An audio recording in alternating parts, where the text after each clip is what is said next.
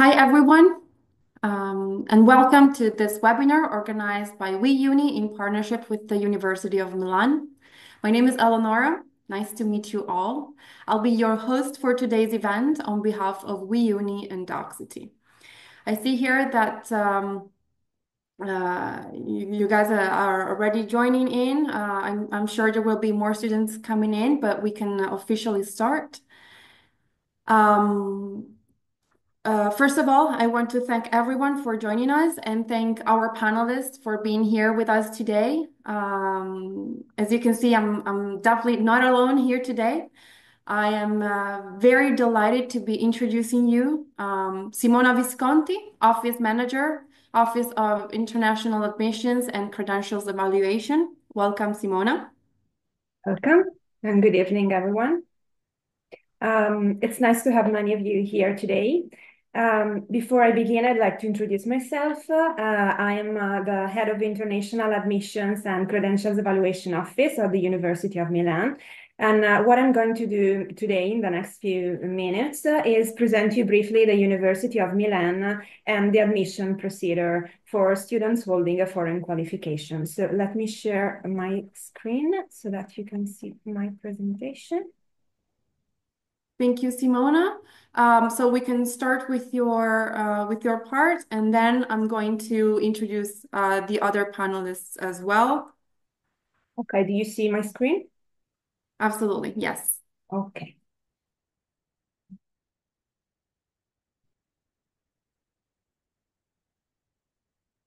It's not showing, it's not receiving the presentation. Okay, now it works. Okay, Università degli Studi di Milano, also known as UNIMI or La Statale, is a multidisciplinary university founded in 1924 and located in northern Italy. As you can see in this slide, we have many faculties in different sectors, starting from political sciences, law and humanities, to pharmacy, medicine, veterinary medicine, science and technologies, and all other fields you see here. In the next slide, you see the list of all the courses offered in English. So as you can see, the didactic offer is really rich and various. In the next slide, we see also the courses of economics, law, and social sciences and humanities. Where you see BA in brackets, it means that it is a bachelor program. All other courses are master degree. Okay, now let's move to the entry requirements. We have to make a distinction between the entry requirements of bachelor programs and master programs. For bachelor programs, it is necessary to hold an high school diploma obtained after at least 12 years of education. In case you come from a country with a schooling inferior to 12 years, you have 3 ways to fix it. You can attend at least 1 year of university in your country, passing all the exams of the first year. Or you can attend a foundation course or also a post-secondary, obtain a post-secondary school diploma. For some countries, it is also necessary to pass an academic eligibility test. For example, the Gaokao in China, the Selectividad in Spain, the Vestibular ORNM in Brazil, and so on. In addition, some high school diplomas have also additional requirements. In particular, if you obtained your diploma in the UK, it's not necessary just to have the GCE, but you should have passed at least 3 subjects at A levels. Or if you have an high school diploma from US, you need to pass also 3 advanced placements with a mark from 3 to 5. On the contrary, for master programs, it is necessary to hold a bachelor degree issued by a higher institution that is legally recognized in your country. And this bachelor has to allow the access to the further level of education. So in this case, to the master degree. Here you have the process of admission to bachelor degrees. In March, the call for application of bachelor programs have already been published. The call contains all the information and steps about admission. So it's very important that you read it carefully because you will find all the necessary information there. The majority of bachelor requires an entrance exam or an evaluation in order to be admitted. This evaluation can be done online, in presence. It can be a self-evaluation test. It depends on the course. If the course has limited number of places, remember that there will be a ranking list. And once the ranking list has been issued, candidates can enroll into the course. Some rankings are released in June, others will be issued in September. In order to complete the enrollment, students are required to submit certification during the online enrollment about the high school diploma, but not just that. The full list is available on our website. I will show you later where. Remember that usually the deadline for submitting all the documents is the end of November. In case you are a visa applicant, remember that you are also required to register on University website and send the pre-application by the end of July. Once the university will approve your pre-application, then you can contact the Italian consulate or embassy to start the visa process. And if you are a visa seeker, remember also that if the course is held in Italian, you must submit a B2 Italian certificate or sit our Italian language test. On the contrary, if you are an EU candidate or equivalent, so it means if you are non-EU but already living in Italy, you don't need to submit any language certification if unless requested by the degree program. For master, the admission process is this.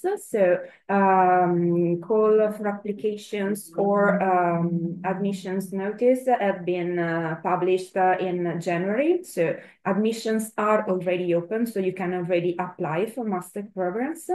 Candidates can apply online using transcript of records and if already graduated, also the degree certificates. And according to the course organization, you will need to sit an online test or an interview, or you will be simply assessed according to the documents you uploaded during the application. Remember also that nearly all the courses require an English certification at level B2 or C1, or in alternative, require students to sit a level entry test organized by our linguistic center. If admitted, then students can proceed collecting the required documents. And let me tell you that one of the most important documents is the CIMEA statement of comparability or verification. So I suggest you to apply for it as soon as possible because in the coming weeks and months, the application will increase, so there will be a delay in the issuance, okay? And also in this case, if you are a visa applicant, remember to pre-apply in University, and once we approve your pre-enrollment, then you can contact the Italian consulate or embassy for the visa process. Practically what you have to do for the application. First of all, go on our website. Here you find the link. You can switch on the English version, then click on section Education. And according to the course you're interested in, you can select undergraduate programs or master degree programs. You will find a complete list of the courses offered by our university. You can use filter to select the faculty, the language of the course, and so on. And once you have selected the course, you will find more or less a page like this, where you find all the necessary information and the sections with the requirements, for the course, and the admissions and enrollment. And from there, you can present your application. This is the link where you find the most important information for international enrollment. In particular, remember if you are a visa applicant to have a look at the pre-enrollment and Italian language proficiency test sections, and on the online delivery of the documents section, because there you find the complete list of the documents needed. As per the deadlines, I cannot tell you specifically for each course the deadline, because especially for bachelor programs, they depends on the course, but you have to read carefully the call for application, where all the deadlines are explained, and where you can understand if you have to apply for one session or the other according to your situation. The same for master programs. Read carefully the call for application or admission notice, but the general rule for visa applicant is this. For open courses with just an evaluation of the entry requirements, the deadline is the end of April, whereas for courses with limited places, the deadline is the end of May 2025. Finally, let me tell you something about the welcome services. So once you arrive in Italy, you can refer to the International Welcome Desk, which provides information about the permit to stay application, accommodation, health insurance, organizes also events to students to meet one with the other, to start friendship, and to become acquainted with the UNIMI services. The International Welcome Desk team can be contacted using Teams or in person once you will be in Italy. Here you find a list of the addresses and of the account and the timetable. So thank you for your attention, and of course, feel free to write in the Q&A session every question.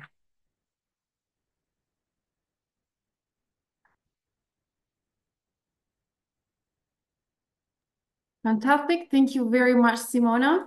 As I see, many more students have joined us in the meantime. I will therefore introduce to all of you the upcoming panelists so that you also have a clear idea of the agenda.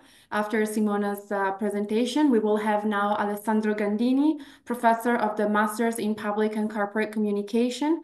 We will have Chau, student of the Masters in Public and Corporate Communication, Luca Fantacci, professor of the Masters in Cultural, Intellectual, and Visual History, and Iulia as student of the Master in Cultural, Intellectual, and Visual History.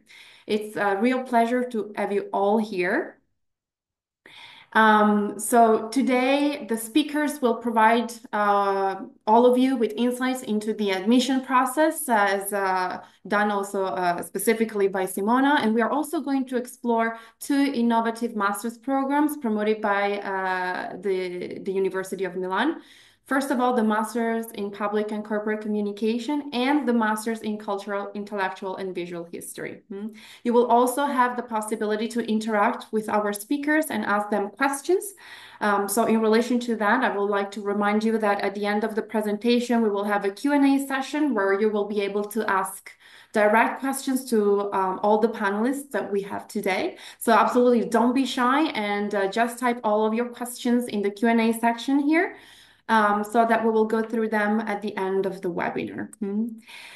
For those of you who are interested in receiving a certificate of attendance by Weuni for this webinar, also stay tuned because we will be posting the link to get the certificate at the end of the session.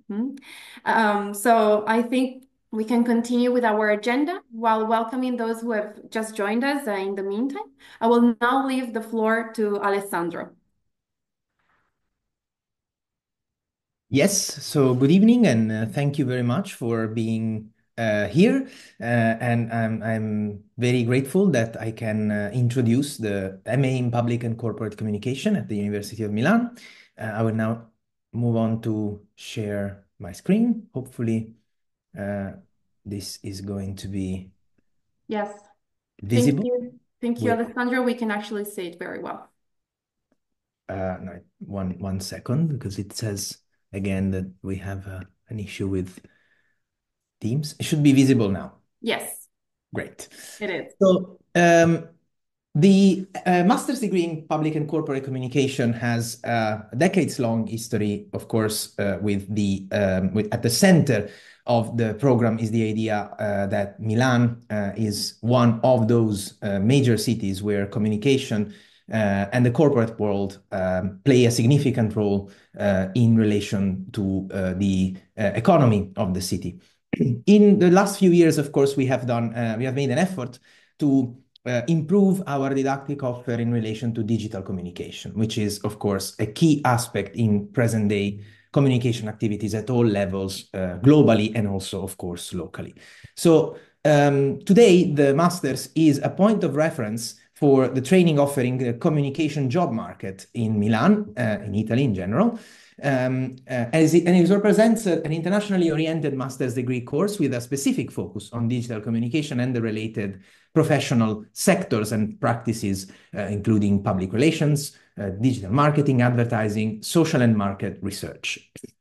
The program is organized across 3 main curricula, which I will now outline very briefly, but hopefully with some degree of clarity. And it is characterized, let's say, distinguishedly by a balanced mix of theory and practice. So a composition of teaching activities that combines theoretical content grounded mainly in the sociology of communication with practical activities oriented to provide students with key skills also in the undertaking of communication work.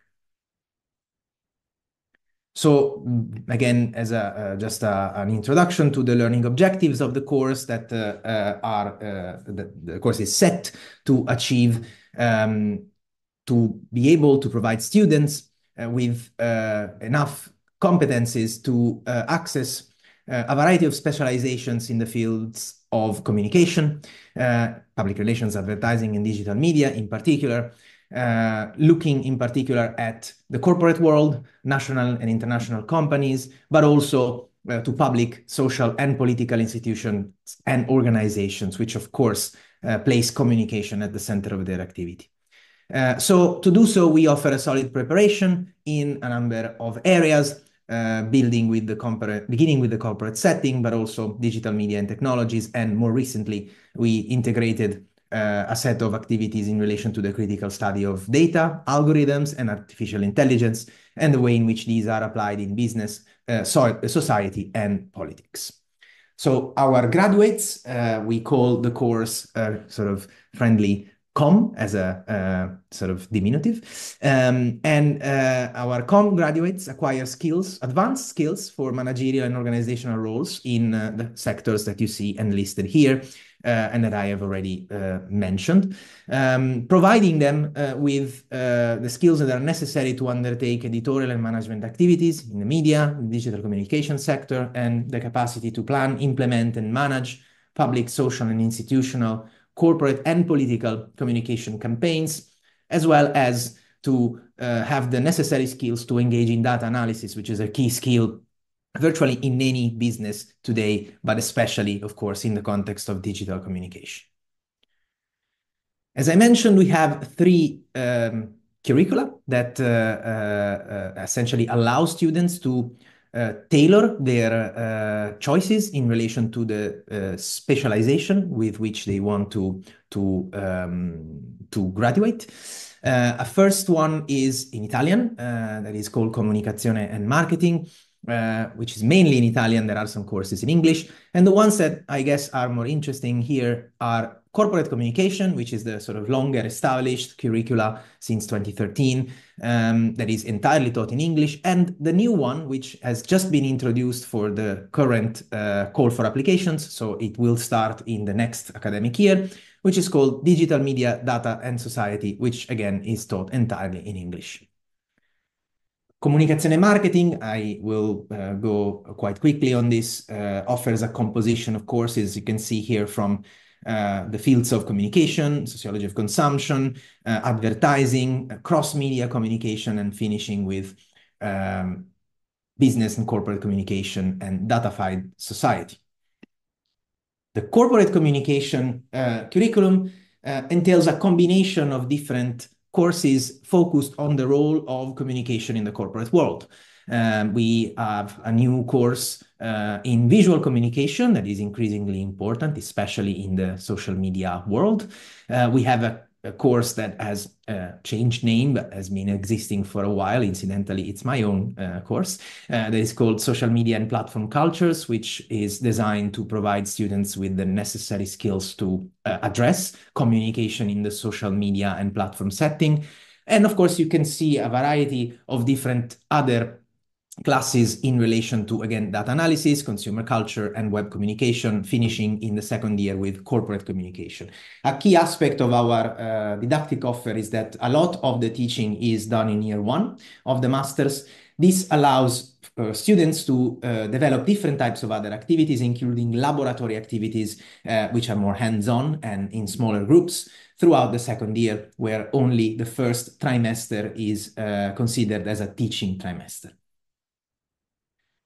Lastly, the Digital Media Data and Society curriculum, which, as I said, has been launched for this current academic call for applications, wants to give students essential skills in data analysis and their application in the context of digital communication and more widely in market and social research. So you can see the provision here, which extends from public opinion research to coding, and its application in the computational, in relation to computational methods in the social sciences, but also, again, AI and data, global societies, and the different aspects that address this particularly significant societal transformation brought about by digital technology.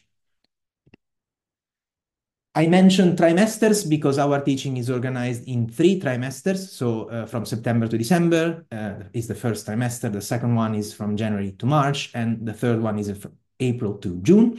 It consists of both 60-hour and 40-hour courses, which are held over 3 days a week for at least 10 weeks. And of course, each trimester is designed to be balanced in the context of the teaching load. So on average, each trimester asks you to attend 3 classes. So 3 courses, actually, for each of those will be 6 hours if you are in a 60-hour course, or 4 hours if you are in a 40 hours course for the course of 10 weeks. And then again, after you graduate, you will have the opportunity to join the job market and aspire to high-profile positions in press offices, public relations, institutional and corporate communication, and different types of organizations involved in the communications world, as well as in marketing, digital advertising and fashion, branding, and the wide range of digital communication professions and occupations. And of course, the Digital Media Data and Society curriculum adds to this particular mix the possibility to develop skills and therefore undertake a career in data management, data analysis, market, and social research. Just to give you a few stats, 10% of our students have obtained a degree from a foreign university. That's quite a significant stats for us, because the Italian average for these particular courses is 5%. So it means that we have a widely international studentship that you will be able to join if you decide to apply and ultimately succeed in getting a place in the course. 70% of our graduates, and this has been steady for the last few years, are employed 1 year after graduation, which is higher than regional and national benchmarks for the same communication courses in the country. As I mentioned, a distinguishing feature of our didactic offer is the possibility to undertake professional laboratories, which are offered in a variety of subjects, which are really designed to provide you with hands-on experience, which relates also to work. Many of them are taught by external contract professors that belong to the industry and that allow you to develop relations with them and therefore build your own network. Then, of course, we had some important Erasmus opportunities and thesis abroad opportunities, which I will explain in a second. The teaching is organized, as I mentioned, in a unique mix of theory and practice. And another distinguishing feature for us is that many of us professors who join from sectors such as sociology, business and economics, and law are strongly embedded in an international community, and many of us, including myself, have teaching experience in foreign universities. So this means that we are very well aware of what it means to study and work in a foreign country. And we try to, of course, relate this to the students that come from all over the world and join our classes. The different laboratories that we offer are especially designed to provide innovative skills in digital communication. We have recently opened influencer marketing, open innovation, and AI for business laboratories, which are really cutting edge in relation to the newest technologies that have accessed the market. And we have a strong set of ties with several companies.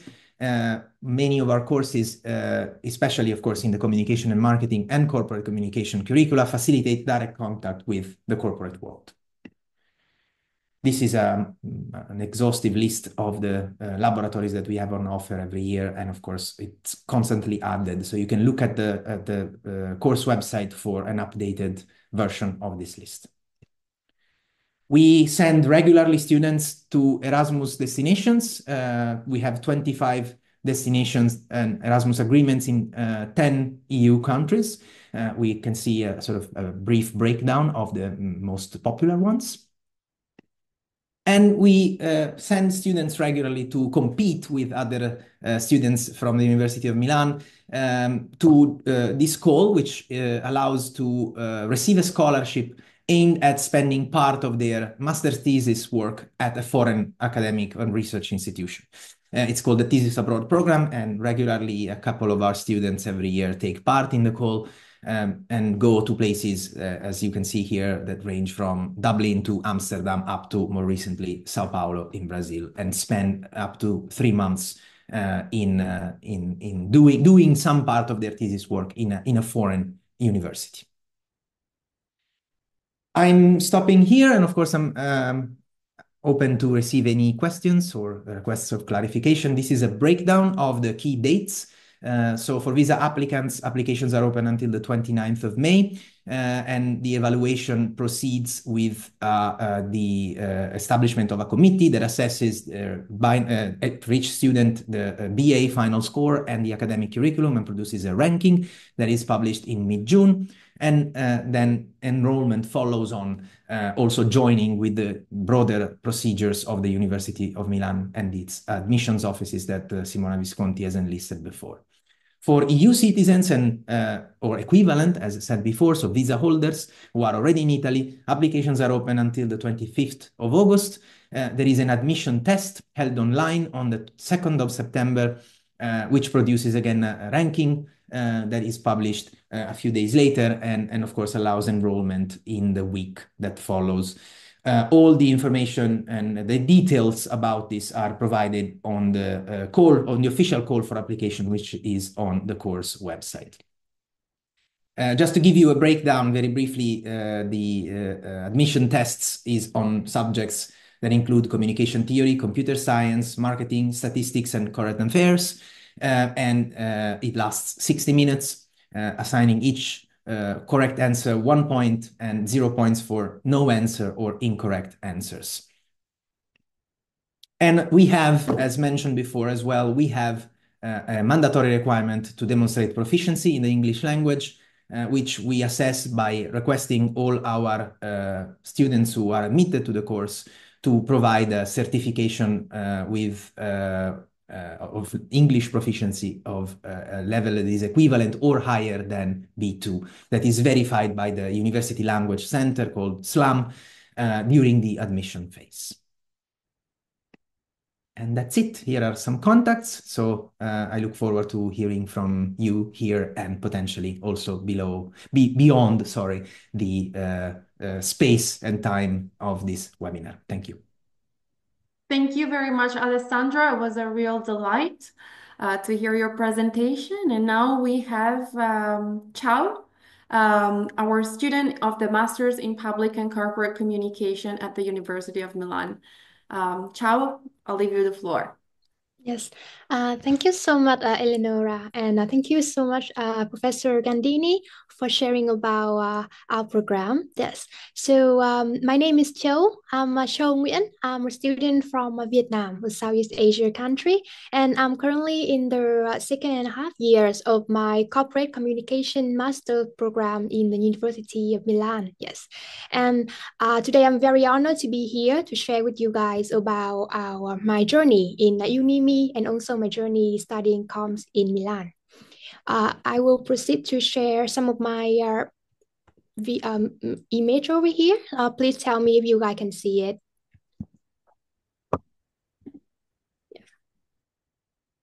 Can everyone see some of the image? Yes. Nice. So I first found out about this program through a friend of mine who was actually an alumni of UNIMI. So she spoke very highly of both the university and the program. And I still remember she was video calling me around 2022 during the Milan Design Week. Around this time of the year, and she showed me that the main campus of UNIMI was actually used to store a lot of installations from the designers and brands of Italy, and it was very captivating for me to see a very inspiring setting like this. And I also like to study in Milan, well, which is also a hub of culture and creativity. I think it's gonna be a very enriching experience. Also, I applied to another country as well, but one of the main reasons I chose this program and also UNIMI was because the school has a very appealing scholarship opportunity. And one of them was the one I applied for, which is the DSU Regional Scholarship, which cover like almost all of my tuition fee, provide like some around 6,000 something euro for living expense per year, and also it includes free meal tickets for like 2 meals a day at the university canteen or a lot of other partners restaurant all over Milan. Yes, and additionally, I was also very fortunate to secure a spot in Apato, which is one of the university's newest student resident. Yeah, and the building is very modern, well equipped, and also located in the middle of Milan. Yes. I highly recommend the program that also Professor Gandini have just shared with you, the corporate communication, because I feel like the program is a very great balance between theory and practice. Before coming to Italy, I have heard that the educational system here tends to be a little bit more theoretical. But I was happy that I didn't let that stop me from applying, because when I actually study here, I found out that the program offers a very fantastic mix. So while some courses like behavioral sociology or consumer culture focus more on the theoretical side, and discussion and also open-ended exam. There are so many other hand-on classes, like the one in digital culture and communicational research, which I believe Professor Gandini has trained to the social media and platform cultures, right? And we also have public opinion research, data analysis, marketing advance, and web communication. And in all of those classes, we work on many real-life projects. We work on research interview and we even did some podcasts. Yeah. So the approach to studying was actually really practical and hands-on for me. Yeah. And also another highlight was that I even got one of my mini research paper published in our data analysis class, which is very nice and very fortunate for me too. Yeah. The student, like the social environment in UNIMI is also pretty nice, like very welcoming. One thing I noticed was that everyone was very outgoing and expressive, and the international student in UNIMI also is a lot more confident, and people are always open to share their perspective. And the best part is that I feel like every ideas and every like opinion is equally respected. Yeah. And that's not everything. As Professor Andini has shared, we also have a lot of exchange opportunity. For example, for me, I was accepted into the Erasmus studying program, and I spent around 6 months in an exchange course at the University of Copenhagen in Denmark. It was very unforgettable for me because the setting, Denmark and a lot of other Nordic country was very different from Milan. And the weather was colder, the social atmosphere was different. So this exchange was both a challenge but also a learning opportunity for me. I took courses in business and finance, which helped me to kind of expand my knowledge beyond communication. Yeah.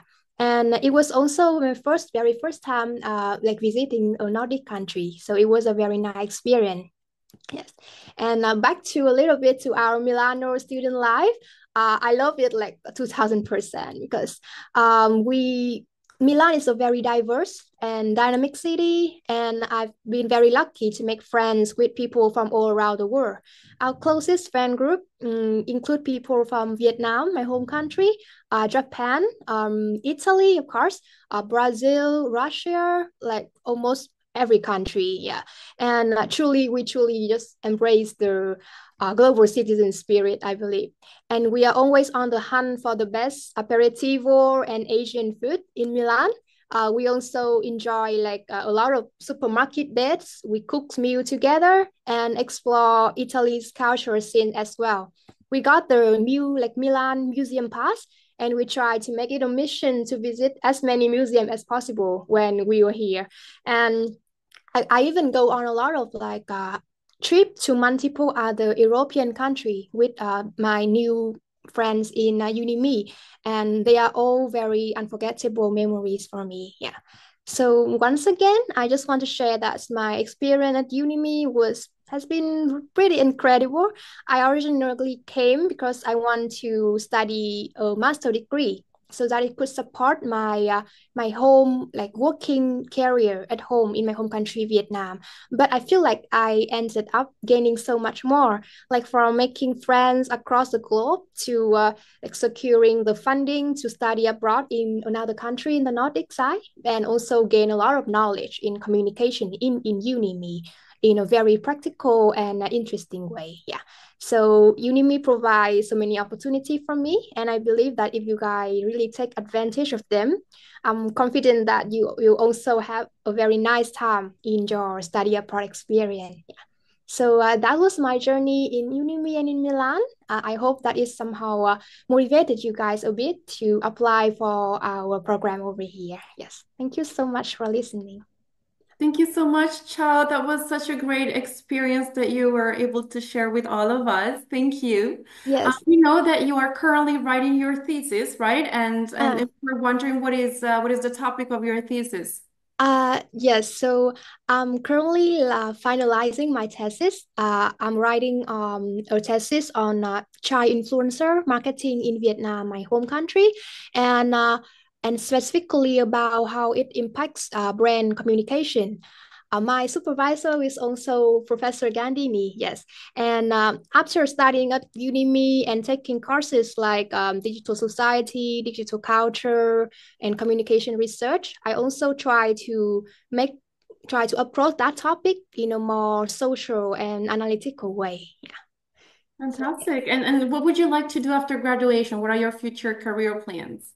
yeah. So of course, like I think like a lot of other like close to graduate student, I'm looking forward to gain more professional experience in Milan. I actually already started applying for jobs, and I'm currently working part-time as an assistant supporting communication and also business development for a Milan-based design studio, which also has a market in Vietnam. Yeah.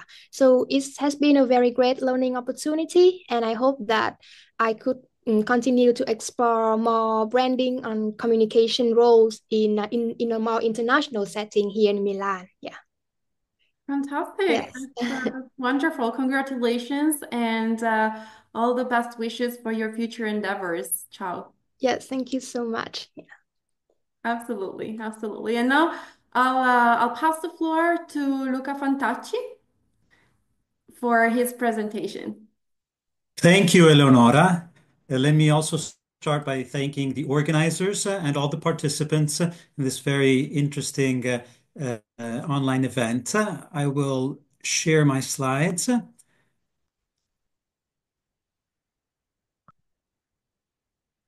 There we go. Is that working? Yes, that works very well. We can see it full screen. Thank you, Leonora. So you can also see that, unlike my colleague Alessandro, I am not a man of communication. So my presentation, I apologize in advance, is very austere, coming from a historian. But I'll do my best to give you all the relevant information to present this brand new master's program in cultural, intellectual, and visual history. It is at its first year now, so it was just inaugurated in this present academic year. Let me give you a snapshot of the main distinctive features of this program. Of course, it's a program in history, but with a particular bend, which is evoked in the title. It has to do with the cultural history perspective, meaning that it deals essentially with the beliefs, the behaviors, the institutions, the material and visual objects that throughout different ages and in different places help to shape life in common.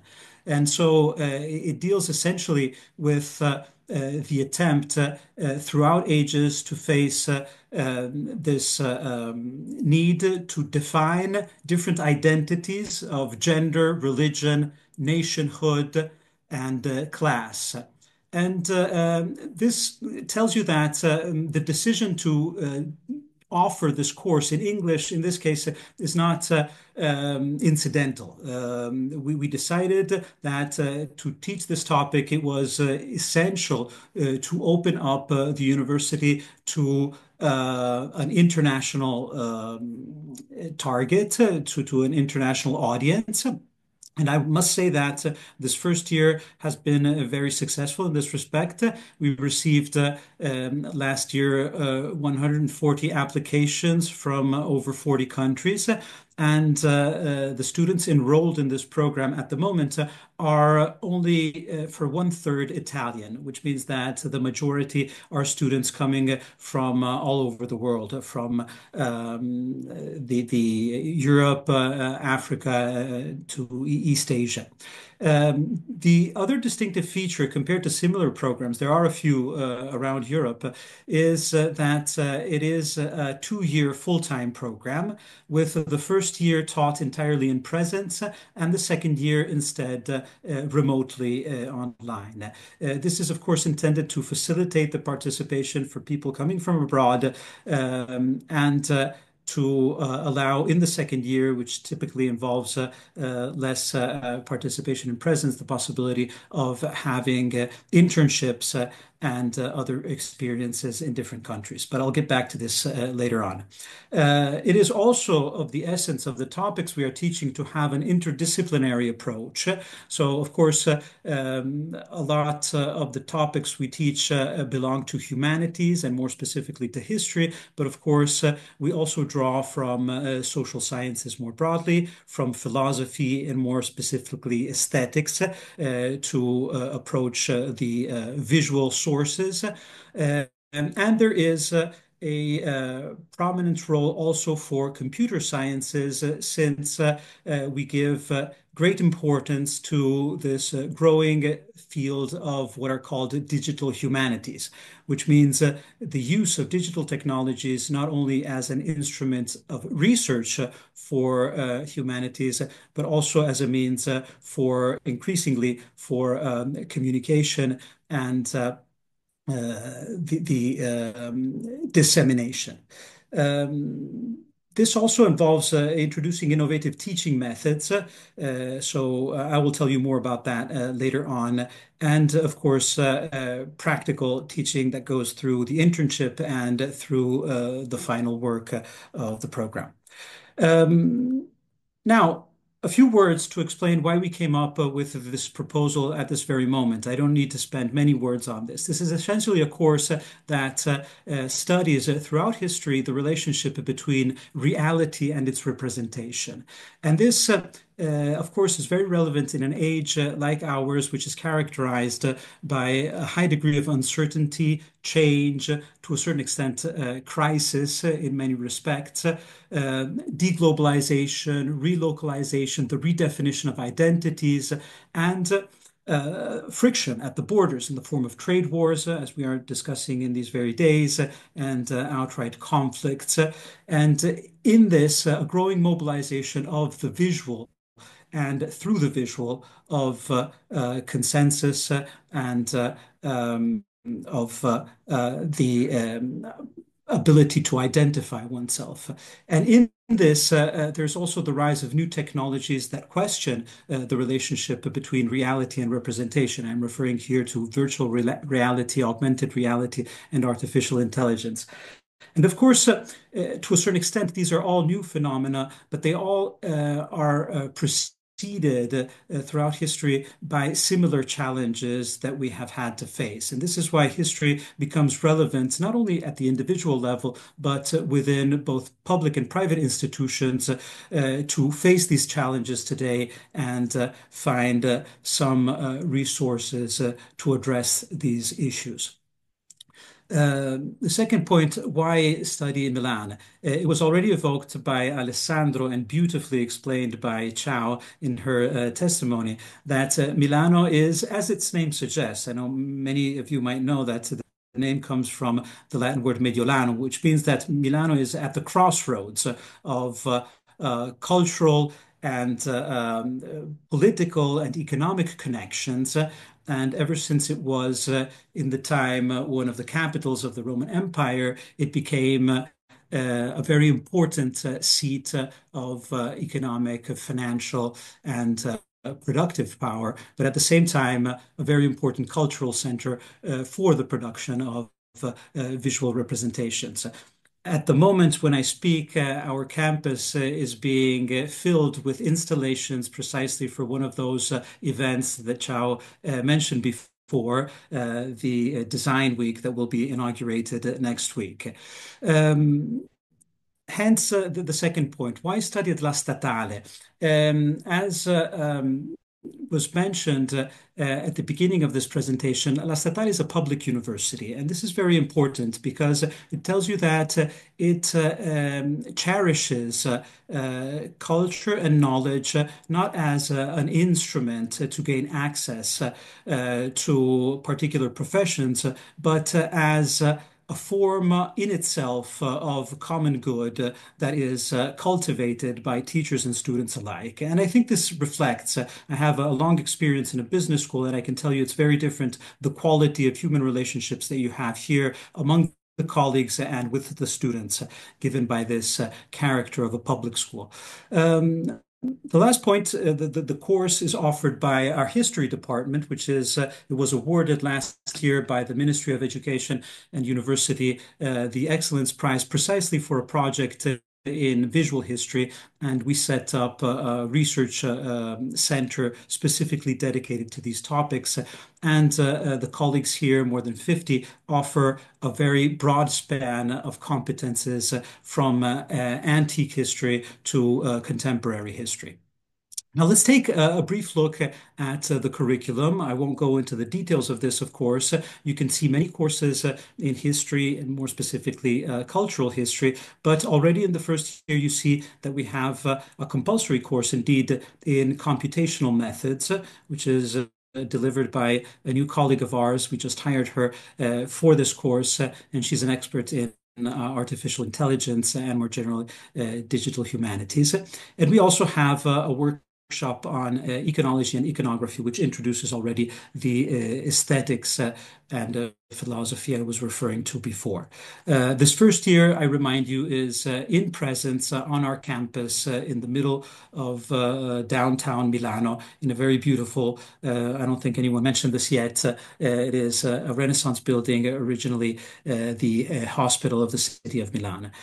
So it's a very beautiful place to stay, and it's a pity not to be here for the second year as well. But what we have to offer for the second year is, of course, remote teaching with cutting-edge technologies.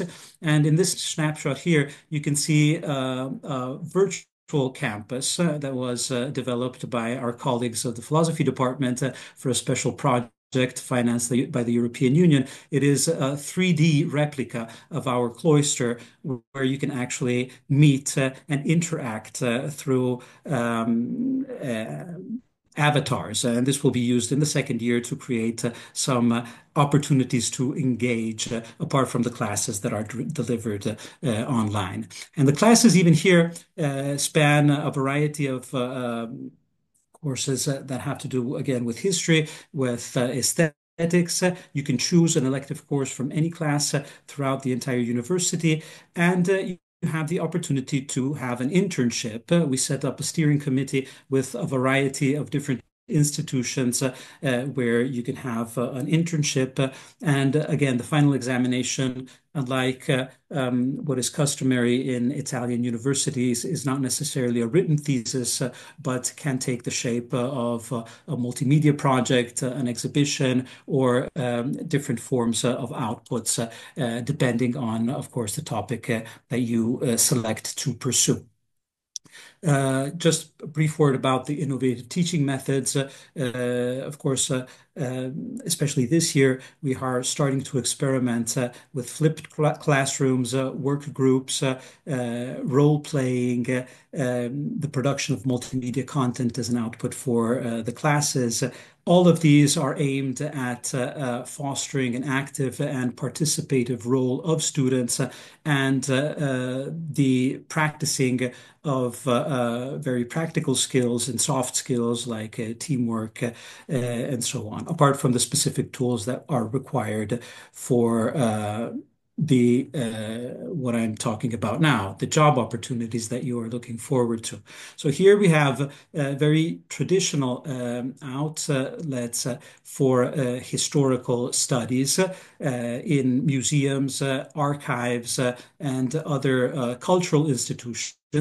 But there is a growing demand for the production of historical content for a variety of different contexts, ranging from school texts to television programs, multimedia productions of various sorts.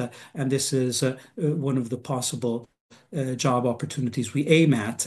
The other growing field has to do with corporate heritage, not just public institutions, but increasingly also private businesses cherish their own history and view their own history not just as something to preserve, but a source from which to draw continuous inspiration to redefine their communication strategies and more generally their production strategies. So even here we see ample job opportunities. And of course, another more traditional possibility is to join research and cultural institutions. To conclude, just a few words on the admissions criteria. We expect the students to apply coming from, let's say, broadly a background in humanities, very broadly defined, especially for students that are not coming from Italy and that do not have very strict correspondence with our graduation classes that are listed here. We expect you also to have earned a number of credits, more specifically in history and related disciplines, again, ranging from aesthetics, as you can see here, to cinema, photography, sociology, literature, and so on. And the admission is assessed by an evaluation committee that goes through the titles. It requires a B2 level in English, certified with a valid certificate, and especially for students coming from abroad, you may be invited to an interview. Let me just conclude reminding you that the deadline for students coming from outside Europe is 30 April in this case. So it's approaching very close. We already have over 100 applications coming just from outside Europe, and we expect to have many more from Europe and Italy. The applications within Europe are open until, for students who do not need a visa, are open until January 15 of 2026 in this year. Let me conclude here and thank you once again for your attention. Thank you very much, Luca. Your words were absolutely inspiring. Thank you so much. And now I'll leave the floor to Iulia. I believe as student of the Masters in Cultural and Intellectual Visual History, you will bring us your experience now. Yes, of course. Thank you so much for this opportunity to listen of this presentation and to share my experience in the University of Milan.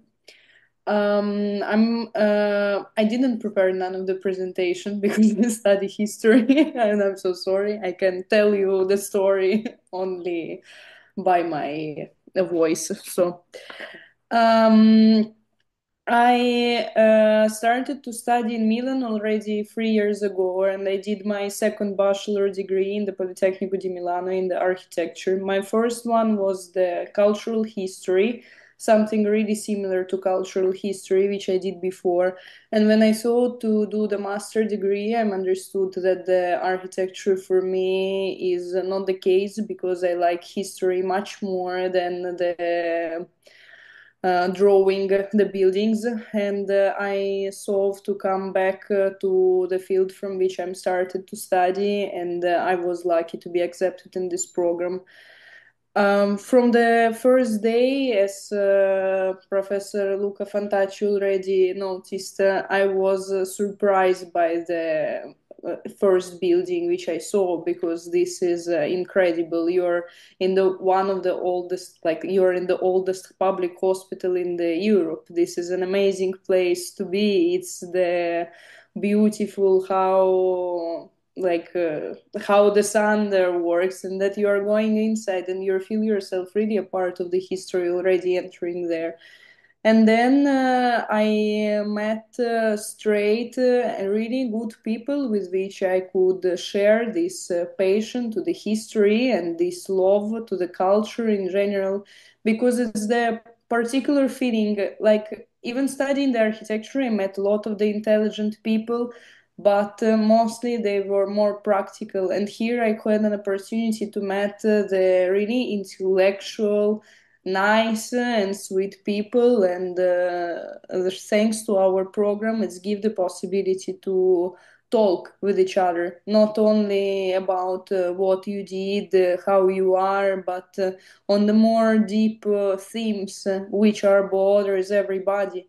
And this is beautiful when you can practically find the questions to find the answers to the questions which bothers everyone. And for me, the UNIMI became like from the first days when I came there, and till now, it's become a really cozy place to be, and I feel myself where I'm supposed to be. And I'm really happy about this program. The student life in Milan, and Milan in general, is the beautiful city to study culture because it's a really good cultured city. Here are the beautiful museums and the beautiful exhibitions. Besides the Brera, which know everybody, we have also Pinacoteca Ambrosiana, which is an amazing place where you can see the beautiful stuff. And in the Milan, there are also a lot of other smaller museums where you can go and visit infinitely, and the beautiful exhibitions. For example, Palazzo Reale is bringing the main artists from all around the world every season, which is absolutely incredible to see all of this beauty in beauty, because Milan is beautiful and the places which you are visiting are always beautiful. And the city itself is really nice and really interesting. You're always finding something new and unexpected. You can find all the architectural styles, all the possible times, and this is incredible. Like this diversity is making you feel really good if you're interested of study the cultures, of course, because like this is the our theme.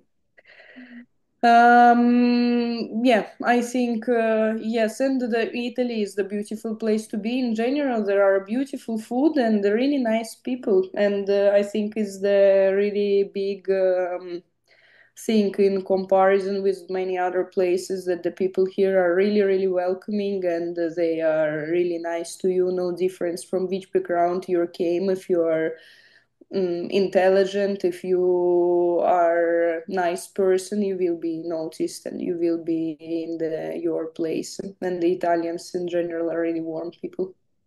So I think that's it. Fantastic. Thank you so much, Julia, for sharing your experience. I was wondering, we know that you have a very particular passion and that you also work on during your spare time, right? Right. I'm preparing now the exhibition, which will be in the May. It's the exhibition about the surveillance, and I asked to come more than 20 artists, and I spoke with the two stages to make this exhibition. We will see how it will went, but I hope for the best. There are some professors from Statale who is also participating, but from the other courses of the digital of the artificial intelligence and digital technologies. Yes, and like we are doing a big culture and art program, which can be mix of everything.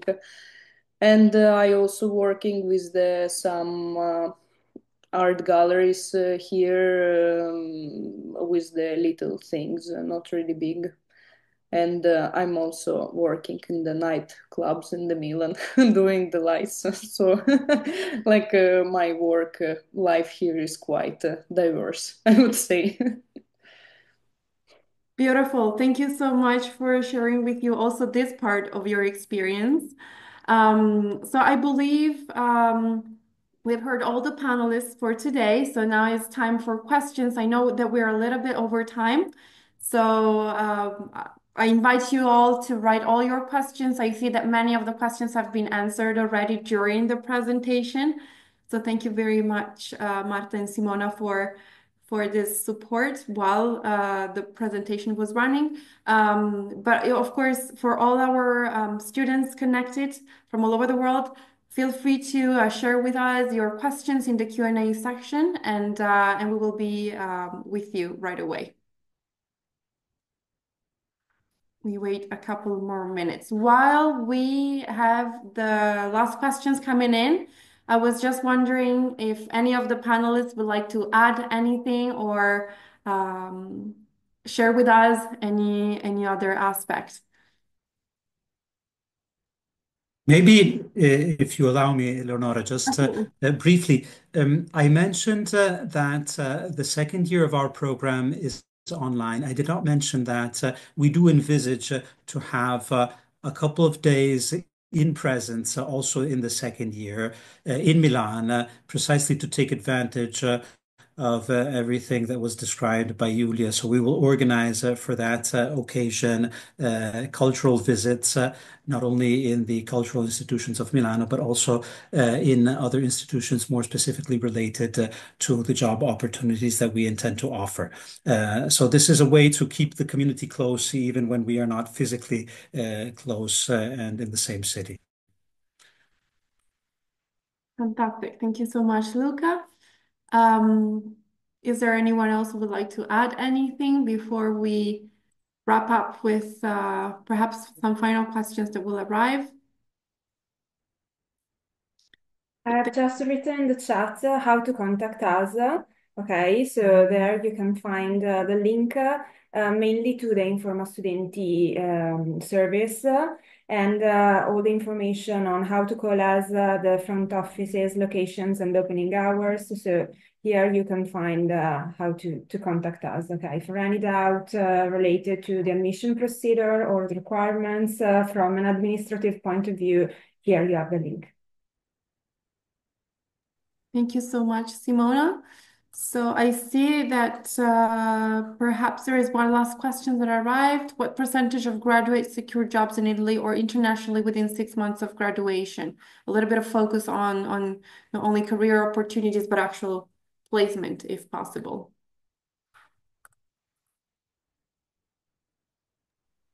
Great, not for our program since we are just in the first year, so we don't have data concerning that yet. So I will turn that question to the colleague, Alessandro.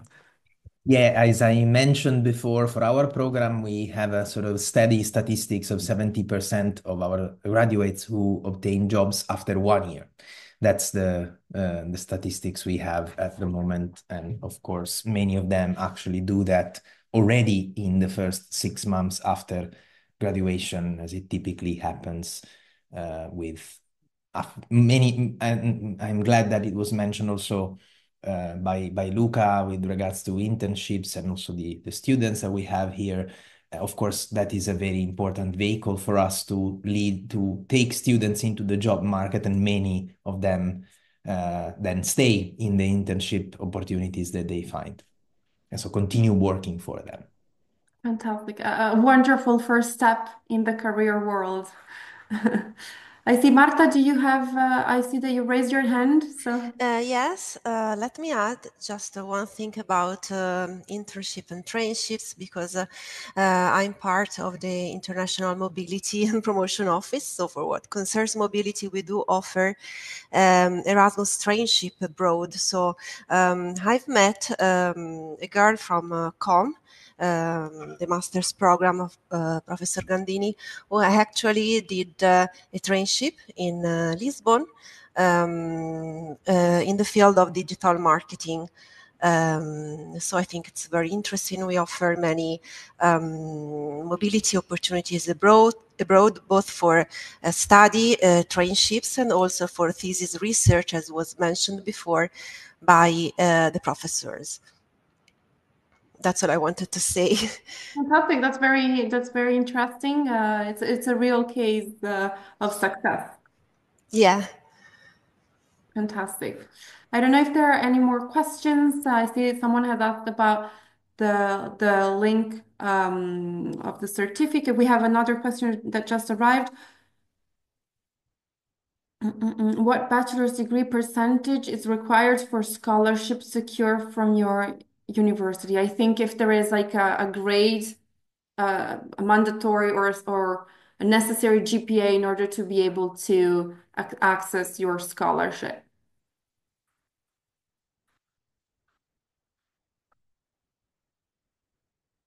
I don't know if there is anyone who wants to. Yes, Marta.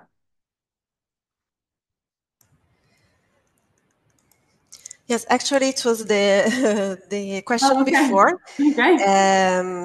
We have several scholarship opportunities that are based on financial need and on merit criteria.